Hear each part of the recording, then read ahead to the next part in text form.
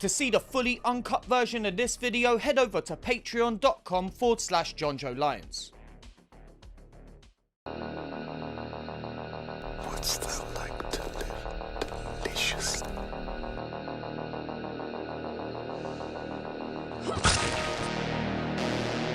Chaos reigns. Please don't scream. Nah, Sid, don't you blame the movies. Movies don't create psychos. Movies make psychos more creative.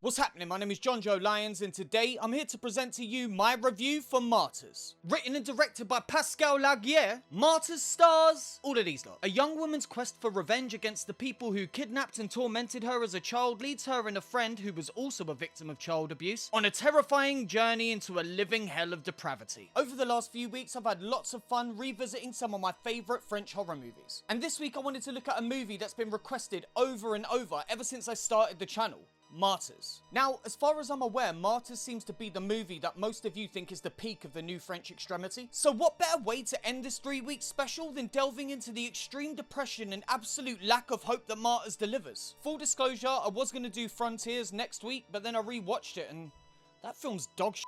It's also worth noting that the two lead actors of this film said that they'd never work with the director again.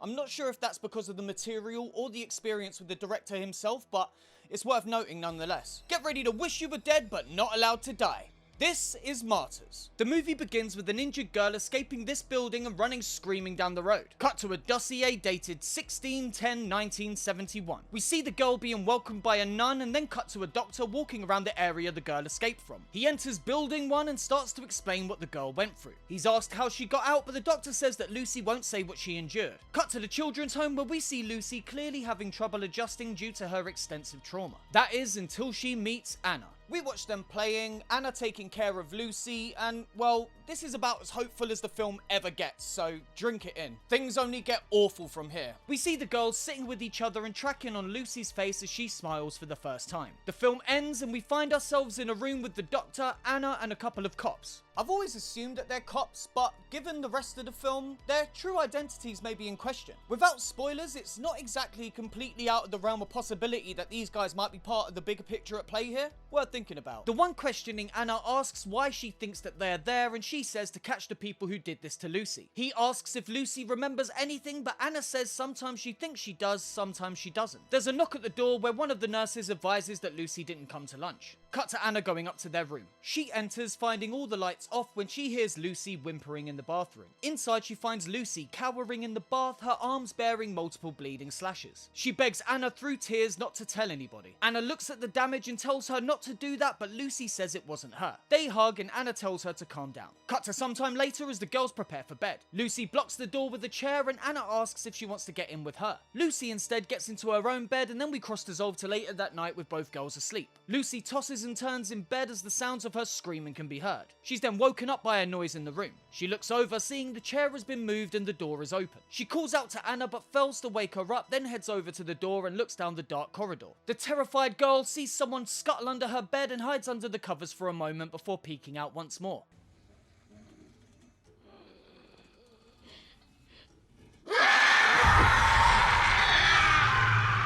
Cut to 15 years later. Cut to this girl running for her life. She's dragged to the floor by her assailant and screams before bursting into laughter as her brother grabs the piece of paper out of her hand. Their father passes them saying that's enough when we see the item they were fighting over was a love letter. Cut to the father fixing coffee when we see a newspaper clipping on the fridge announcing the sister's victory in a swimming competition. Outside, we see the mother working on the house's water supply and then cut back inside to see the family sitting down for breakfast. The siblings tease each other when the mum comes in with a dead mouse that was blocking the water line. Jette-moi ça, on mange.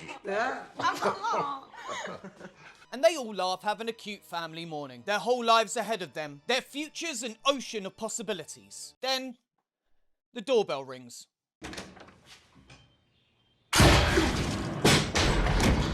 Whoa! Holy sh**! That motherfucker got launched across the hall with that one. God Damn! The mum runs into the hall and comes face to face with the killer, a grown-up Lucy who shoots her as well. The sister screams and runs as Lucy reloads and gets her gun on the brother, telling him to sit down. She asks how old he is and he says 18. She asks if he knows what his parents did and the boy doesn't. Lucy turns for a moment and then once again aims at the brother.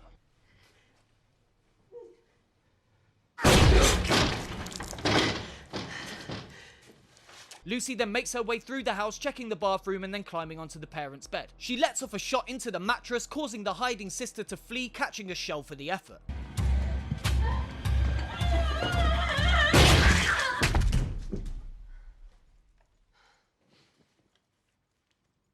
Cut to Lucy crying next to the body of the mother. She rocks the mother backwards and forwards, asking how she could have done this to her. She then jumps up, grabs her gun and lets off a shot into the ceiling. Cut to Anna in the car waiting for Lucy's call. The phone box rings and she rushes to answer. On the phone, Lucy says it's them, that they've changed, but it's them. Anna seems doubtful, but Lucy repeats again, it's them. Anna then suggests that they call the cops, but Lucy says there's no need. Anna then asks where Lucy is calling from and is told the house. She asks for the address, noting it on her hand, and we cut to Lucy dropping the phone receiver on the side and taking a seat next to the father's body. Unable to take the close proximity to her crime, she leaves and we cut to Lucy sitting outside with her gun. Cut back inside as she lies on the sofa looking at her blood-stained hands. There's a sudden loud bang, so Lucy reloads and gets up to investigate. One of the doors swings shut, which Lucy shoots before making her way into the kitchen and seeing the creature.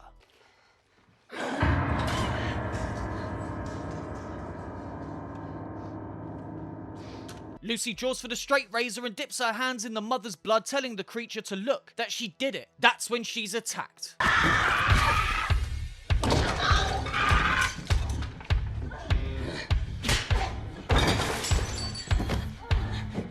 The creature picks up the razor and starts slicing deep into Lucy's back. She's able to fend it off before hiding in another room. The creature bangs on the door as Lucy cries, then holds her breath, hoping it goes away. She listens to it running around the house when she turns to see herself struggling to get out of the chair.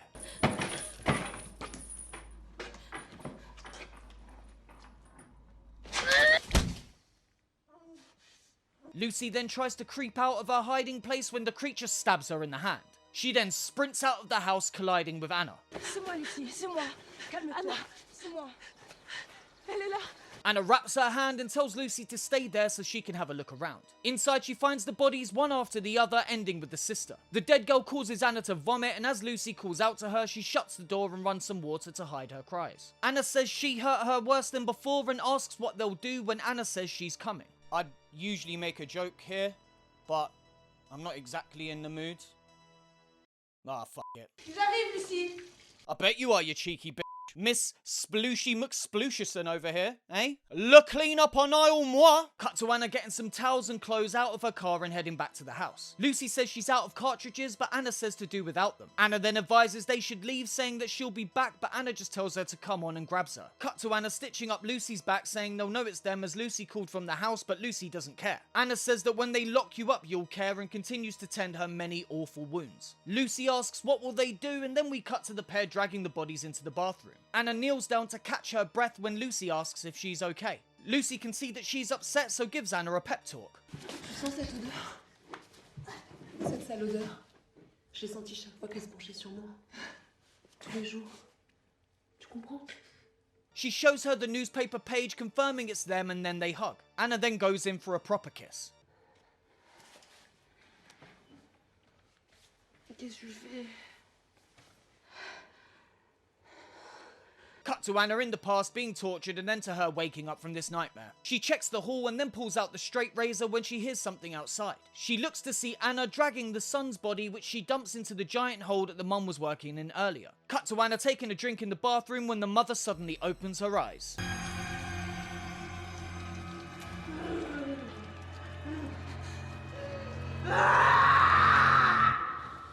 Lucy hears this and calls out to Anna, heading downstairs. Anna tells the woman not to make a noise as Lucy gets closer to the door. Anna, qu'est-ce que tu fais?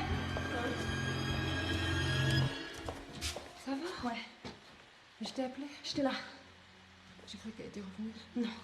Anna says they'll go after she cleans up and leaves with the sister's body, telling Lucy to get dressed. Outside, Anna hears a crash and then runs back in searching for Lucy. Cut inside the locked bathroom where the creature torments Lucy, screaming at her and sliding along the floor, spreading blood everywhere. Anna tries to break into the room, but the lock holds firm. The creature jumps down on Lucy, stabbing her twice before being knocked away. Lucy then escapes the room, running with Anna back to the bedroom and slamming the door behind her. The creature bangs on the door and Anna screams, "What do you want? I killed them, even their kids." Anna then hugs her, telling her to calm down. The pair share a quiet moment when the storm causes the lights to flicker and we're transported back to the past as Anna's tormentor attempts to feed her.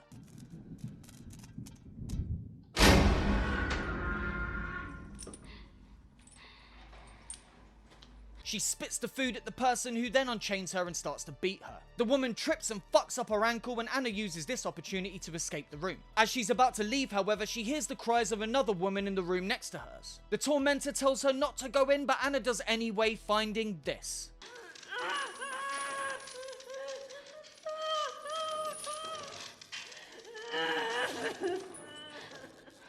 It's the woman we've been referring to as the creature. Anna asks her to forgive her and then runs.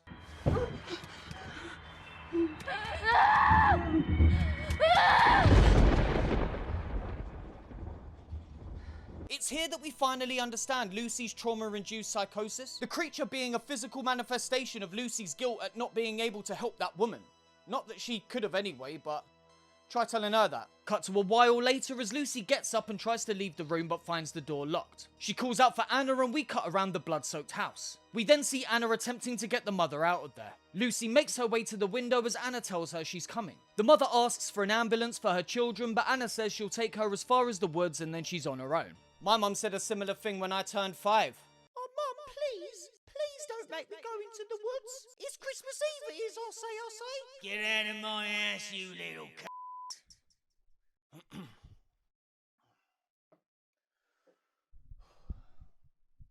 Moving on. That's when Lucy finds them.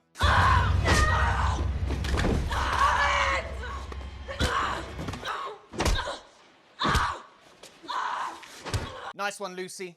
Don't think she'll be getting up from that. I'm surprised she got up from the shotgun blast, to be fair, but that'll do it. Lucy asks Anna why she would help her, and Anna says she didn't do anything. Lucy says she hurt her and then starts f***ing up the living room. Lucy then understands and tells Anna she never believed her. Anna tells her to stop it, but Lucy says that she thinks she's crazy just like the doctors. That they never did anything for her apart from think she's crazy and she's just like them. Lucy tells Anna it's over, and then we hear the familiar growls coming from behind her.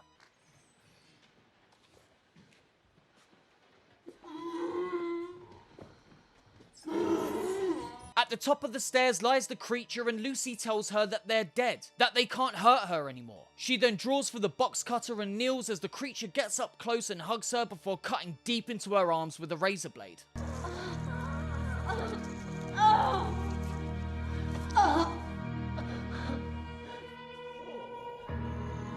Anna pulls herself into the corridor, and for the first time we see that of course this is Lucy cutting herself. The creature slices her other arm as Lucy looks away. She then starts slamming Lucy's head into the wall over and over. Lucy pushes the creature off her and then dives out of a window. Anna struggles to her feet and screams out to her friend when Lucy turns around and slashes her own throat.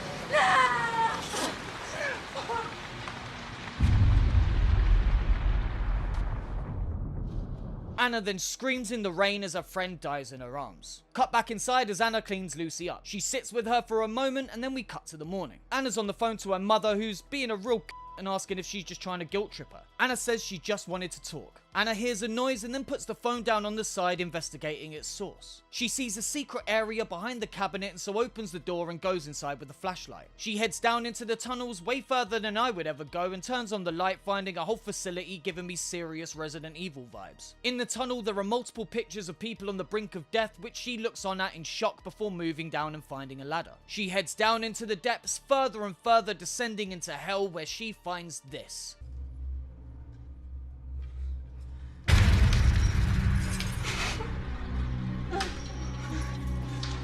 Still a better remake of RoboCop than the 2014 one. Cut to Anna bringing RoboCop topside and sitting her down. Anna is about to start trying to help her wounds, but doesn't even know where to start. It's here that Anna finally understands Lucy's pain, looking over all of RoboCop's injuries. I'll stop calling her RoboCop as well. I feel kind of bad, actually. There's a first time for everything. Like your mum ended an evening without a belly full of Cut to Anna bringing the woman into the bathroom and putting her in the bath. The woman panics, but Anna tells her not to be afraid. She then gets to work pulling the metal staples out of her head and removing the headgear.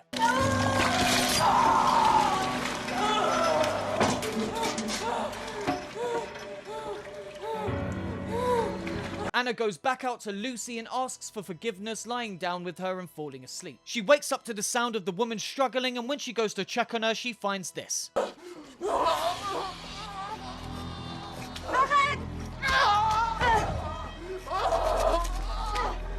The woman is peeling her skin off with a butcher's knife and scratching at herself, rubbing her head against the wall. She knocks Anna down and then turns to catch a bullet to the face.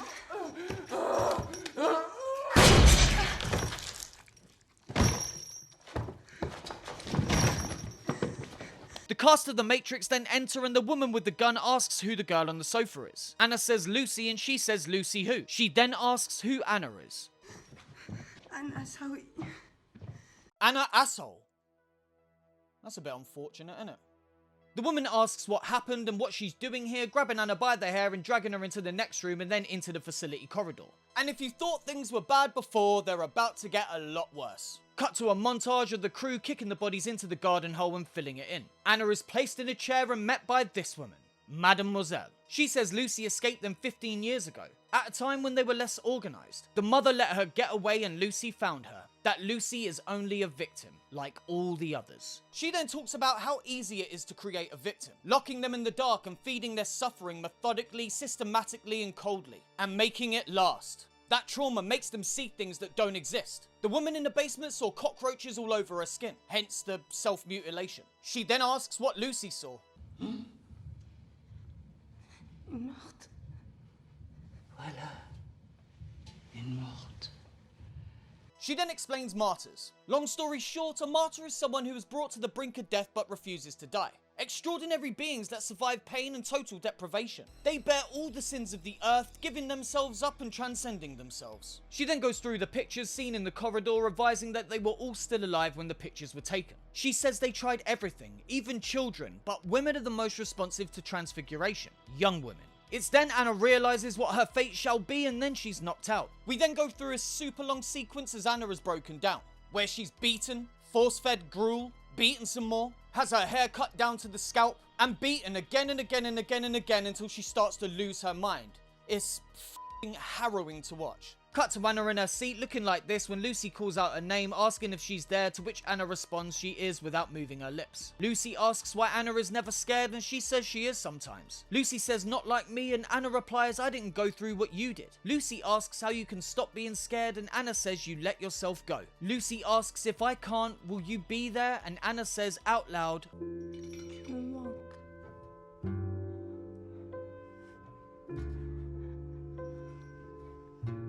Cut to Anna now fully broken being fed. Cut to another savage beating as Lucy tells Anna that she's not scared now.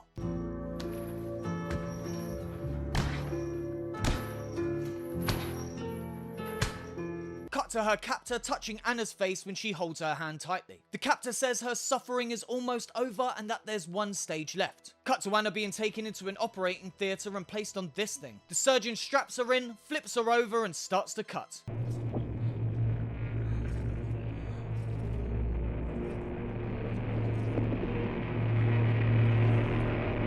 Cut to Anna now almost completely skinned, strapped into this doohickey. The surgeon leaves, disrobes, has a shower, and we cut to this woman making a smoothie for Anna. She asks if Anna is bearing up and he says it's amazing, then goes for a shave when he hears a scream. The woman then hugs him and we cut to her on the phone saying Anna has completely let go. Cut to Anna staring up at the heavens. We track into her eye and see what she sees.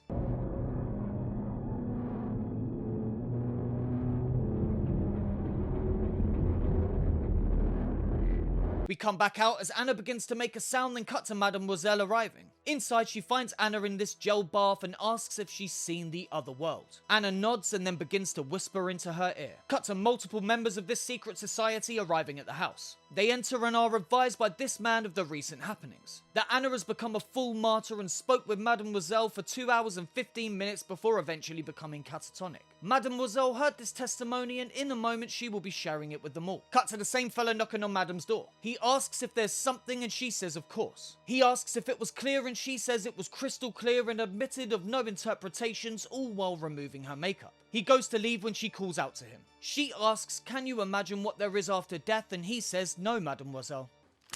Doutez, Etienne.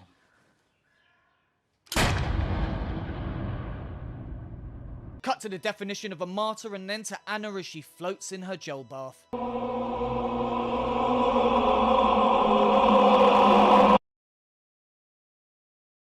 The end! Well, she shot herself, so happy ending, right?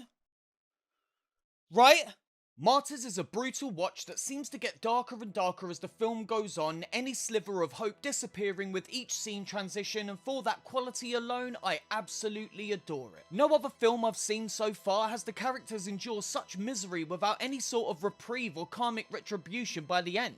Gets bad and stays that way in Martyrs, and I love it. I suppose you could say that the madam shooting herself is kind of a win for Anna, but it's a minor one at best. Martyrs is an absolutely beautiful film that has the presentation levels of a studio drama on an indie budget, and with the facility downstairs, the single location of the story is made to feel way bigger than it actually is. Everything feels bigger and better than one would expect from a film this small, and that's a testament to the economical talents of the filmmaker. The performances are also fantastic from everyone involved. Mylene Jampanoy as Lucy exudes such pain, misery and rage that you don't know whether to feel sorry for her or just be terrified. She absolutely throws herself into the role and presents Lucy as having many layers beneath the obvious killer seeking revenge. She's both killer and victim, driven insane by what she's endured, and it's an unforgettable performance. It's kind of gutting that she dies so early in the story, but for the time that we have with her, she's amazing. Morjani Aloui as Anna is also wonderful as the caring best friend and eventual victim. Her love for Lucy as both a friend and something more makes her do things she wouldn't normally do, and this underlying conflict and disbelief in Lucy's claims makes for a really interesting journey for the character. It's only after Lucy's death that her claims are confirmed, and it's awful to have to see Anna apologise to her dead friend. In any other movie that would be punishment enough, but then having to spend the second half of the film watching Anna, the more innocent of the two, be subjected to the same horrors for weeks or possibly months is truly awful. Watching her fully broken in that cell, remembering a conversation with her friend telling her that she misses her, brought a genuine tear to my eye, and for that, I reckon she should get some sort of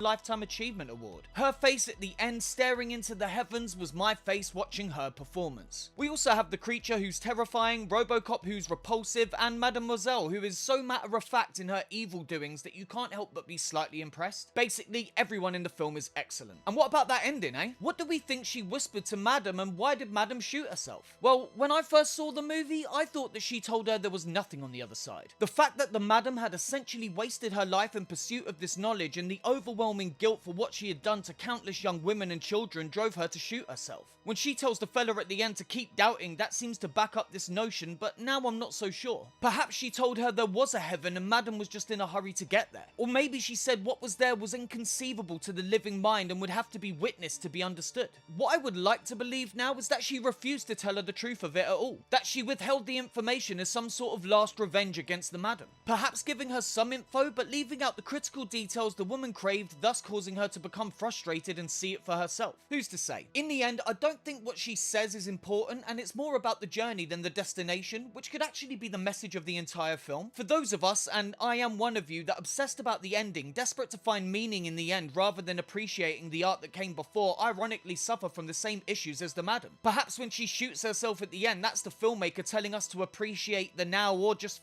kill ourselves. Or maybe she just whispered mum jokes into her ear for 2 hours and 15 minutes. One negative I do have is with the story structure. More than any other film that I've covered, Martyrs feels like it would have been better delivered as a mini-series rather than a movie. Everything in the house up until Anna is captured feels like a different film, with the reveal of who the ghost woman is, the death of Lucy, and the discovery of the woman under the house all working as one story. When the basement woman is shot and Anna is taken away, I could see credits playing, with the next episode detailing the journey of pain Anna would then go through, ending where the film ends. I don't know if there's any way to improve the structure and make it feel more cohesive as one story, but the two halves feel so much like two halves, it's kind of distracting. I'd love to see this movie remade by the same director, but as a 4-episode miniseries, maybe spending more time in the children's home, focusing on the girls' friendship and Anna's developing love for Lucy. Something that's only briefly touched upon here. Maybe learning more about the parent characters, the secret society, their previous failures. There's lots to mine from the lore set up in the film, and I think in miniseries form you'd have all the room you need. But as with the other French films I've covered, I've not really got anything else negative to say. All in all, Martyrs is an excellent film that delivers fantastic performances, high production value, cringe-inducing violence, and an ending that erases all hope from existence, so fun times all round. I can see why so many of you wanted me to cover it, and I highly recommend it for anyone that fancies feeling like absolute shit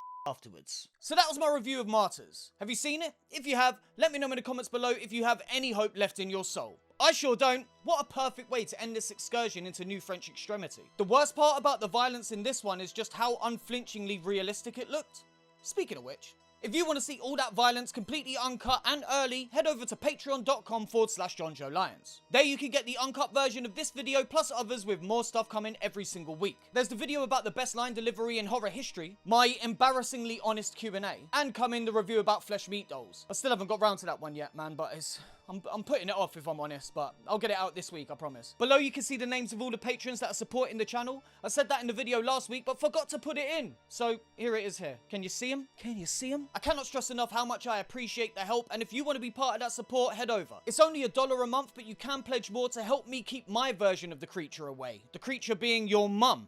So yeah, go and do that. I really appreciate it. I don't know what I'm going to do next week. I told you I'm done announcing, but I know it ain't going to be Frontiers. It's going to be something different. Something horrible. Something truly f***ed up. Suggestions, obviously, always welcome. So that's it. Click like on the video and subscribe if you haven't already. My name's Jonjo Lyons, and am I the only one that thought there might be a bit of lesbian action in this one, eh? Maybe even get Robocop involved. Oh, no. Don't take off your helmet, darling. Just have a taste of this ham sandwich.